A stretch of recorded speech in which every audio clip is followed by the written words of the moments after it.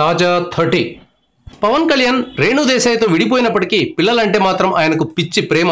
ఎంత బిజీగా ఉన్నా ఎక్కడ ఉన్నా వారికి ఏ లోటు రాకుండా చూసుకోవాలని భావిస్తున్నాడు. ప్రతి సంవత్సరం పిల్లల బర్త్డే నాడు తప్పనిసరిగా వారి దగ్గరకు వెళ్లి వస్తుంటాడు. ఈసారి కాటమరాయుడు సినిమా విడుదల కారణంగా వెళ్లడం వీలు పడదని మొదట అనుకున్నారు.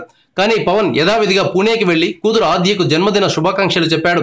కేక్ తినిపించాడు. 2010 మార్చి 23న ఆద్య పుట్టింది. ఇప్పుడు తనకు 7 ఏళ్లు. ఆద్య చదువుకుంటున్న స్కూల్కు పవన్ కళ్యాణ్ రేణు దేశాయ్తో కలిసి వెళ్ళాడు. అక్కడ ఆద్య క్లాస్మేట్స్తో సరదాగా గడిపాడు. ఫోటోలు దిగాడు.